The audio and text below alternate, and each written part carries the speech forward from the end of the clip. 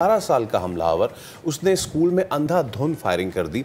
गोलियों की जद में आकर 19 कम से तालिब इल्म और 2 टीचर्स भी जान से गए थे। और ये कोई पहला वाकया नहीं है, कई अफराद भी इसमें जख्मी हुए हैं। पुलिस की जवाबी कार्रवाई में मुलजिम मारा गया है। मुलजिम ने इससे पहले घर से निकलते हुए अपनी दादी को भी कत्ल किया है। और जनाब, जैसे हमने कहा ना कि ये कोई पहला वाकया नहीं, अगर सिर्फ मैं आपके साथ मई 2022 की बात करूं तो आप हैरान हो जाएंगे कि 49 इंसिडेंट्स हमने देखे जस्ट इन मई 2022 में, विच इज वेरी अलार्मिंग। सो जब हम ये स्टैटिस्टिक्स आपके साथ शेयर भी करें, फैसल, अगर हम जनवरी की बात कर लें, 41 मास शूटिंग हुई है सिर्फ जनवरी में, और टोटल नंबर ऑफ डेथ जो है वो 59 है, और जो इंजर्ड हुए थे 126 हैं। अब फरवरी की बात आप देख लें कि ये इंक्रीज हो रहा है। इस ट्रेंड के हिसाब से जनवरी 41, फरवरी 43, मार्च स्टैगरिंग 52 और अप्रैल 66।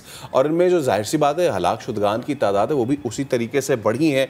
और इसमें बहुत सारे इश्यूज आ जाते हैं।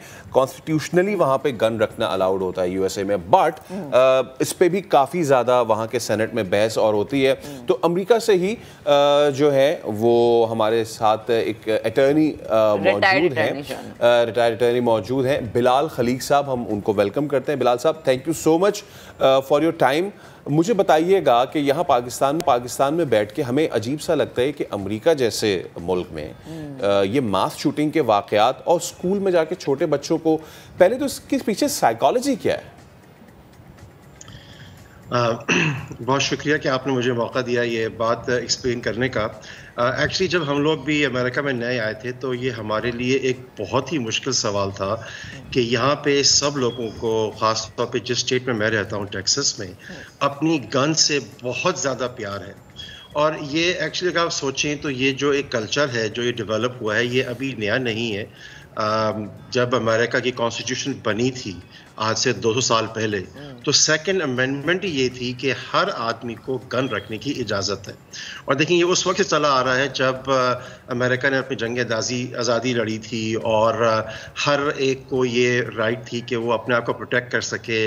यहाँ पे इंफ्रास्ट्रक्चर अच्छा नहीं था, आर्मी नहीं थी। उस ज़माने से कल्चर चला आ रहा है। और अब ये ऐसा हर इंसान के अंदर एक किस्म का हो गया है कि जैसे आपको पता है पाकिस्तान के कुछ इलाके भी ऐसे हैं जहाँ पे थोड़ा बहुत गन का कल्चर है। मैं देखता हूँ कि कभी बाज़ दफ़ा कुछ शादियाँ होती हैं तो उसमें गन की फायरिंग होती है, या उनको फ़ख्र होता है कि जैसे आप कहते हैं कि जी मेरे पास ब्रांड न्यू आईफोन आया है, वो कहते हैं जी मेरे पास ब्रांड न्यू गन आई है। इसी तरह ये कल्चर जो है ना, ये अंदर यहाँ पे लोगों के अंदर ऐसा बैठ गया है कि उनको लगता है कि आपने गन ले ली तो जैसे आपने उनके कपड़े ले लिए, उनके सेल फोन ले लिए, और उनको ही फील होता है कि जी मैं अपने आप को कैसे प्रोटेक्ट करूँगा। अब एक इसका मसला ये है कि इसके जो कॉन्सिक्वेंसेस हैं वो इतने सिवियर हैं। आपने जैसे खुद बताया है कि इतने दुनिया के लोग हैं। अमेरिका जो है ना वो दुनिया की सिर्फ 5% आबादी है, लेकिन यहाँ पे 50% ज़्यादा मैस शूटिंग्स होती हैं। और रोज़ ये खबर आती है। ये तो आपको खबर इसलिए पता चली कि बच्चे थे और बहुत सारे बच्चे थे, लेकिन आज भी शूटिंग हुई है। कल भी शूटिंग एक छोटी सी हुई थी।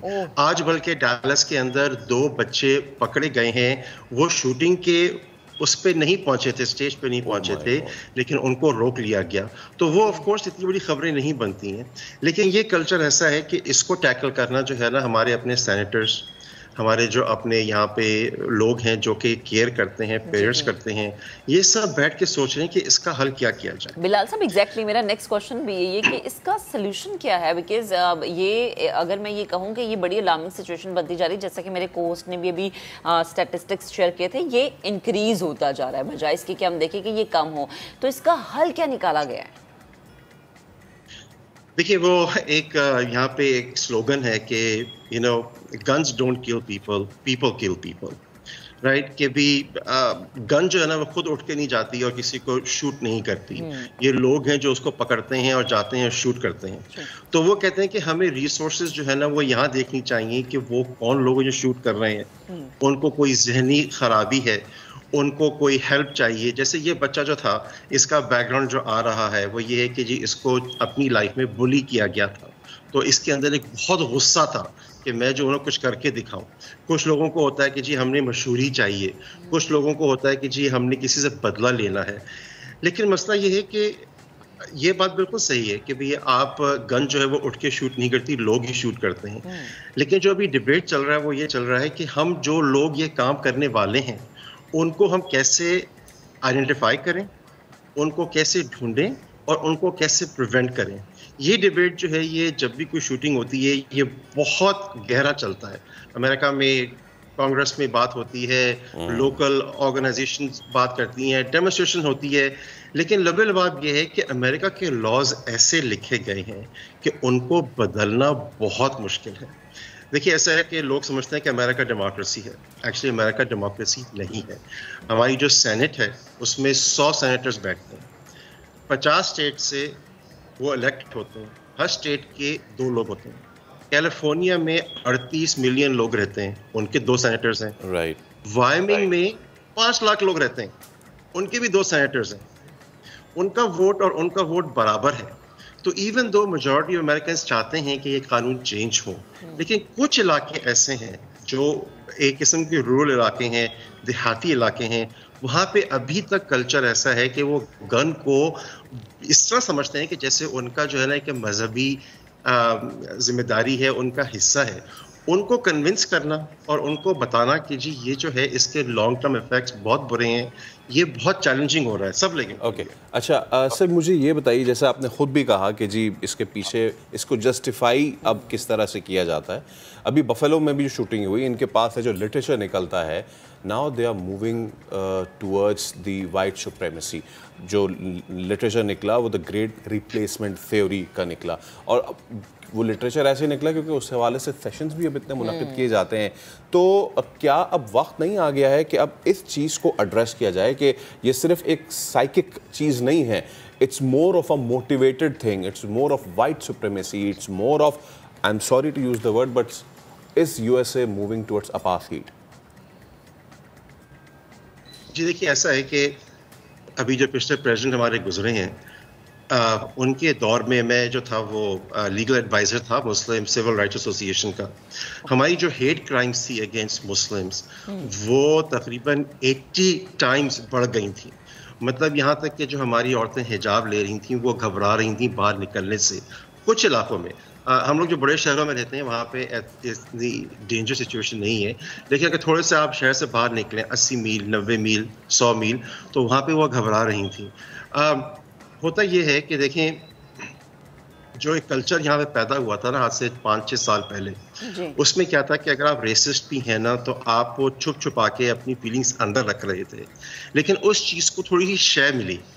और पिछले 5-6 साल में जो लोग छुप के बैठे हुए थे, अपनी व्यूज़ एक्सप्रेस नहीं कर रहे थे कि जी हाँ मैं पसंद नहीं करता, आप अगर गोरे नहीं हैं या आप मेरे जैसे सोचते नहीं हैं तो मैं उसको बर्दाश्त करूं, वो उनकी बर्दाश्त ख़त्म हो रही थी और वो बात इंकरेज हो रही थी।